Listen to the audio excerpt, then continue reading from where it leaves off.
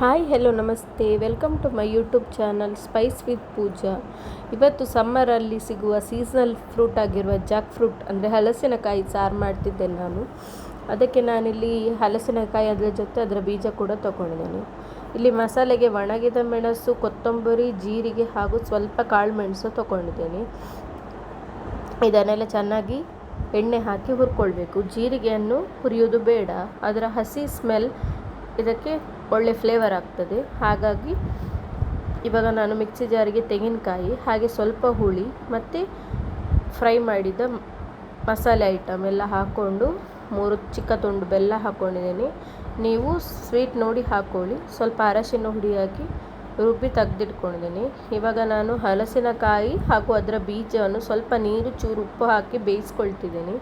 ಇವಾಗ ಒಂದು ಕಡಾಯಿಗೆ ಸ್ವಲ್ಪ ಎಣ್ಣೆ ಹಾಗೆ ಸ್ವಲ್ಪ ಸಾಸಿವೆ ಹಾಗೂ ಕರಿಬೇವು ಹಾಕಿ ಚೆನ್ನಾಗಿ ಸ್ವಲ್ಪ ಸಿಡಿಯುವ ತನಕ ಹುರ್ಕೊಂಡು ಇವಾಗ ಬೇಯಿಸಿದ ಹಲಸಿನಕಾಯಿ ಸೋಳೆ ಹಾಕ್ಕೊಳ್ತಿದ್ದೇನೆ. ಸೋಳೆ ಮೊದಲೇ ಚೆಂದ ಬೆಂದಿದೆ, ಹಾಗಾಗಿ ಪುನಃ ಬೇಯಿಸುವ ಅಗತ್ಯ ಇಲ್ಲ. ಹಾಗಾಗಿ ನಾನು ಇವಾಗ ಮಸಾಲೆ ಹಾಕ್ಕೊಳ್ತಿದ್ದೇನೆ. ಮಸಾಲೆ ತುಂಬ ತರಿ ಆಗೋದು ಬೇಡ, ತುಂಬ ಸಣ್ಣ ಕಡಿಯೋದು ಬೇಡ, ಸ್ವಲ್ಪ ಹದ ಸಣ್ಣ ಆದರೆ ಸಾಕಾಗ್ತದೆ. ಇವಾಗ ಅದಕ್ಕೆ ತಕ್ಕಷ್ಟು ನೀರು ಹಾಕ್ಕೊಳ್ಳುವ.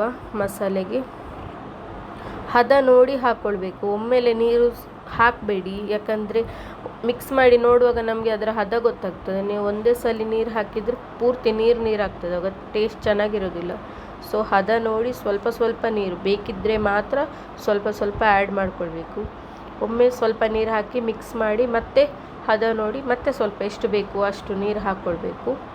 ಸೊ ಇವಾಗ ಚೆನ್ನಾಗಿ ಮಿಕ್ಸ್ ಮಾಡಿ ಆದಮೇಲೆ ನೋಡಿ ಈ ಕನ್ಸಿಸ್ಟೆನ್ಸಿಯಲ್ಲಿ ಬರಬೇಕು.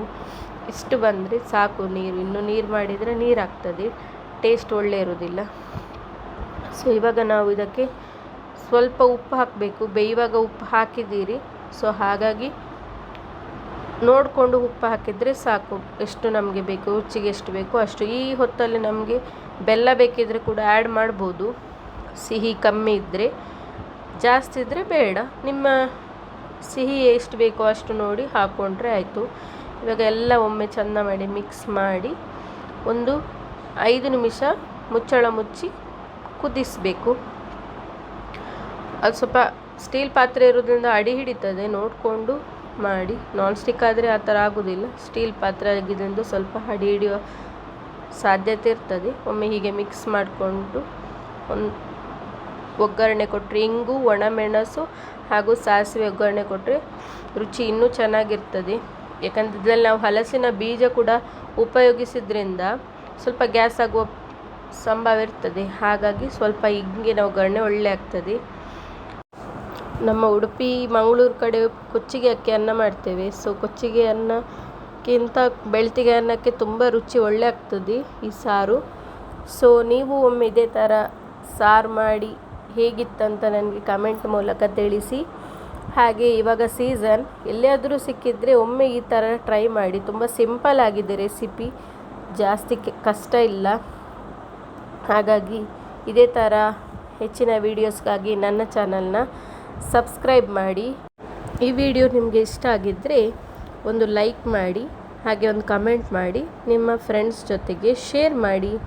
Thank you for watching my video.